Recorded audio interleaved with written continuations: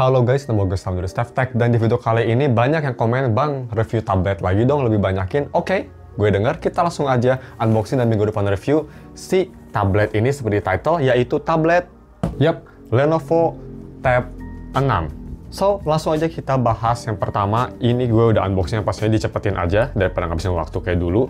Kita bahas untuk si harganya berapa sih ini harganya dan speknya. Jadi untuk harga sendiri ya, tablet ini tuh gue beli di Golden City Sale, dan kondisinya gue tuh ini ngambil yang 90-95% mulus, jadi ya nggak mulus-mulus banget. Itu gue beli di harga segini, 1,6 juta ya kalau nggak salah, 1,7 deh kalau nggak salah. Ini RAM memang 4GB dan internal 64GB. Jadi ya, kalau misalnya kalian mau beli tablet ini, gue bakal taruh link di deskripsi. Dan untuk kelengkapan sendiri sih, dia ngasih bonus. Biasa gue udah detail, gitu gue dikasih charger Sony gini dari zaman sebelum pandemi, suka dikasih kayak gitu, dan kartu perdana IM3. Oke, untuk spek sendiri gue bakal taruh ada di sini. Spek sendiri dia pakai Snapdragon 695G. Yap, jadi ini udah super 5G, pretty cool. Dia punya layar 10,3 inci IPS Full HD display. Untuk harus gue kurang tahu, ini kita bakal lihat di first impresi karena di website speknya dikit banget. Terus dia ada NFC, single SIM, dan punya baterai sebesar 7500 mAh battery. Ya, simple banget speknya.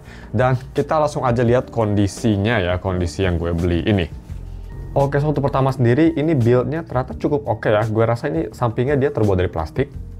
Dan untuk si bagian belakang dia terbuat dari kaca ya, jadi udah lumayan oke.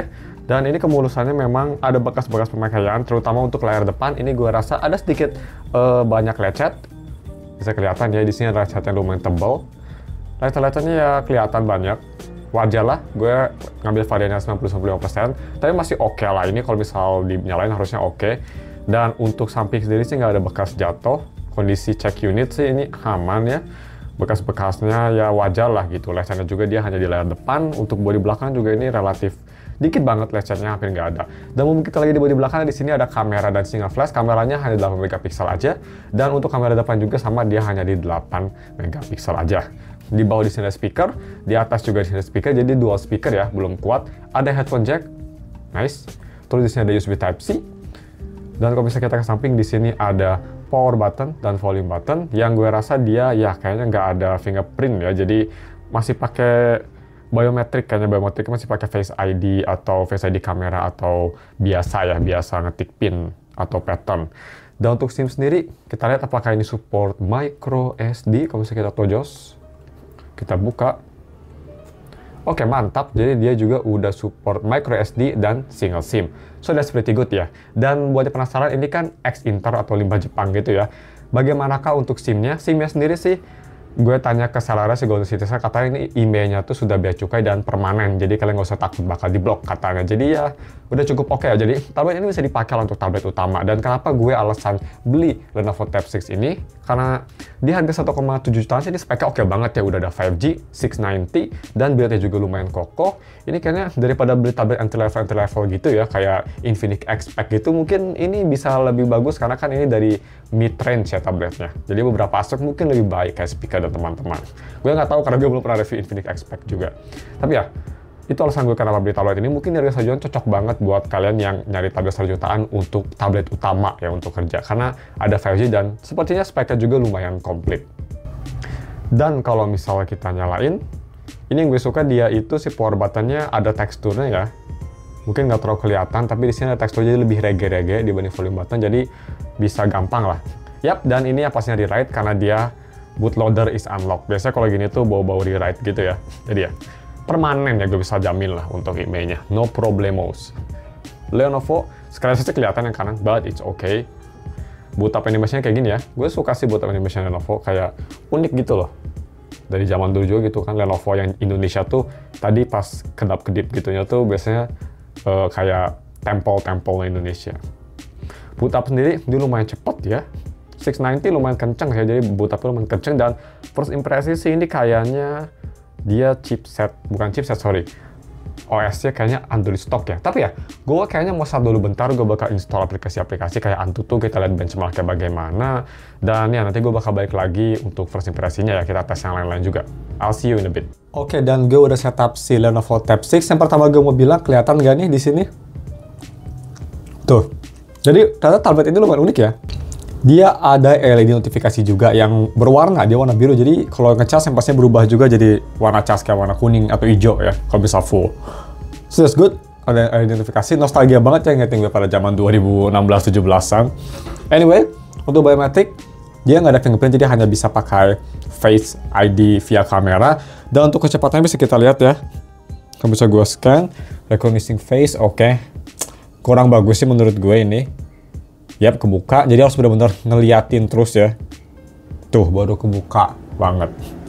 Tapi ya kalau bisa bilang scan sih cepat, tapi gue lebih rekomend pakai pin biasa aja lah gitu daripada gitu, soalnya agak ribet ya. Tapi sayangnya memang posisi kameranya di sini ya, di atas sini nih. Jadi bukan di sini yang menurut gue lebih ideal. Tapi ya, untuk OS sendiri bisa kita lihat ini dia pretty much cenderung stok Android. Dia kalau misalnya kita ke setting, ini pretty much stok Android, semua UI-nya stok. Dia Lenovo, ini stok Android-nya sih gue lumayan suka. Dan kalau misalnya kita ke sistem, about tablet, di sini di Android 11. Dan untuk email, gue tadi lupa bilang, ini emailnya di write ya guys. Jadi ngingetin aja, jangan di reset. Ya, kalau di reset sinyalnya hilang. Tapi ini permanen kok, jadi tenang aja. Asal jangan di reset ya, di reset pabrik. Oke. Pertama yang gue rasa dari tablet ini yaitu dari performanya sendiri. Untuk tablet 1 juta ini performanya menurut gue sih udah cukup snappy ya. Walaupun layarnya ini hanya 60 Hz ya. Tapi performanya udah cukup snappy. Dan by the way kalau misalnya kalian mau wallpaper canggih, gue taruh linknya di deskripsi. Tapi performanya udah cukup oke, udah cukup kencang. Menurut gue 690 masih sangat capable banget ya dibanding sama chipset tablet zaman sekarang di harga yang sama kalau tablet resmi ya. Dia udah cukup bagus. Kalau misalnya kita tadi gue udah liatin Geekbench juga, Geekbench score-nya juga ya cukup acceptable lah ya, 790 sama 841. Ya cukup oke lah bisa dibilang tuh. Kalau misalnya mau dibandingin ya, ini tuh kayak ya S20 Fi gitu ya, performance-nya tuh. Pokoknya ya masih oke lah untuk 1 jutaan menurut gue.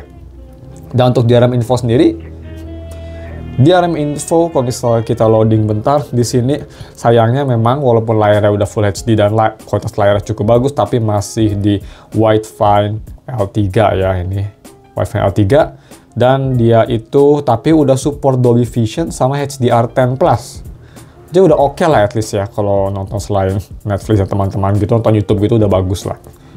Dan layar sendiri sih gue bisa bilang cukup bagus. Ini IPS LCD jadi memang untuk viewing angle ya bukan yang terbaik bisa kita lihat ya. Kelihatan banget, tapi ini untuk si layarnya sendiri dia cukup vibrant, warnanya cukup bagus, vibrant, enak dilihat ya. Dan overall sih untuk layar gue nggak ada masalah. Warnanya oke, vibrant, dan juga masih jernih. Jadi masih cukup oke. Dan di sini juga bisa kita lihat udah ada Dolby Atmos ya, ini bisa diatur mau dynamic, movie atau musiknya.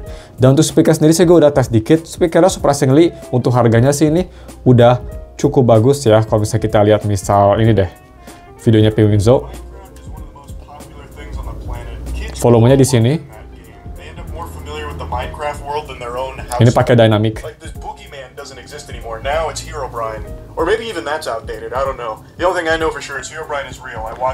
Suaranya memang dia lebih ke arah flat ya, tapi suaranya masih clear, mid-range-nya oke, dan first impresi gue untuk speaker sih nggak ada masalah, udah cukup bagus lah, udah cukup bagus. Dan yang gue mau bilang juga ya, ini tuh tabletnya support Lenovo Precision Pen, ya itu namanya Lenovo Pen nih. Dia tuh sebenarnya support ya Lenovo Pen, Lenovo Precision Pen. Tapi gue nggak dikasih pennya, pasti kalau kalian punya Precision Pen atau ingin beli, tablet ini support yang pretty much ngebuka posibilitas lebih banyak lagi. Jadi tablet ini masih oke banget untuk produktivitas ya, karena dia support Lenovo Pen juga. Jadi kalau misalnya kita nulis, misalnya kalian lagi belajar bahasa lain, bahasa Cina atau bahasa Jepang, di sini udah support pen yang pasti bakal lebih nyaman nulisnya juga. Dan performance sih yang gue lumayan surprise, ini performance-nya cukup bagus. Dan di sini juga ada PC mode, bisa kita lihat. PC mode tuh ini pretty much kita bisa nge-improve experience pakai keyboard and mouse kalau ingin. Jadi bisa connect Bluetooth keyboard and mouse biar lebih kayak PC mode ya. Jadi kalau misalnya kita nyalain nih si PC mode-nya, misalnya gue nggak ada keyboard mouse ya, pakai tangan gini aja. Ya ini bisa dibilang kayak Samsung Dex-nya Lenovo lah ya, bisa dibilang tuh. Jadi kayak gini. Jadi landscape dan dia lebih kayak gini nih fiturnya. Yang pastinya kelihatan ada kayak taskbar di bawah gini yang ngingetin gue sama kayak Samsung Dex. Tapi kita lihat aja, kita langsung coba aja ya untuk multitaskingnya bagaimana. Kan ini kan RAM-nya kan lumayan kecil ya, cuma 4 GB. Kita lihat nih, kita multitasking bisa nggak? Split screen. Oke, jadi memang sayangnya untuk ini juga dia PC mode-nya tuh technically nggak kayak Samsung DeX banget, jauh lebih rendah ya. PC mode-nya tuh masih basic banget. Jadi bukan tipe-tipe yang kalau misalnya kita pencet langsung kebuka Windows kecil, dia masih kayak gini. Yang bikin PC mode-nya apa ini sebenarnya? Cuma gini doang ya. Jadi basic banget lah ya, basic sekali. Kalau misalnya kita buka apa lagi nih? Misalnya kita buka Google Chrome. Oke, jadi buka yang di kanan ya. Jadi basic lah ya, ini mah bukan PC mode gitu, cuma look-nya aja gitu kayak PC mode mungkin, itu maksudnya. Tapi ya oke lah, ada kayak gitu lah di harganya ya, masih cukup oke lah, kita balikin lagi aja ke normal mode.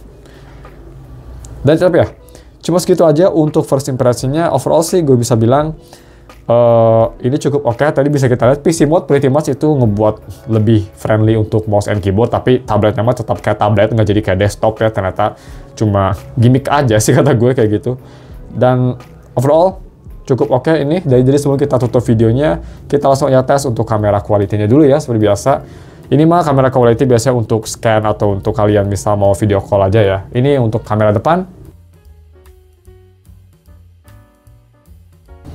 Dan ini untuk kamera belakang. Ya basic lah kayak gitulah ya. Dan untuk videonya ini tuh bisa diresolusi. Kita lihat aja. Setting dia untuk video rear kamera sama main kamera front itu bisa di 1080p 30 fps. Oke, so mungkin cuma segitu untuk video unboxing dan first impression-nya. First impression sih menurut gue ini tablet untuk harganya sih mantep banget, layarnya juga besar 10,9 inci.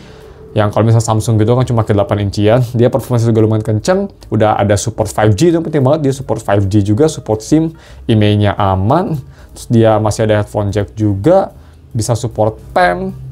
Mantap sih ya di harganya. Ya untuk lebih detail gue bakal bahas minggu depan. Kita bakal bahas lebih detail seperti apa video quality-nya, gaming performance-nya, dan teman-teman multitasking yang nge-lag atau enggak. Sekarang basic aja cuma segitu.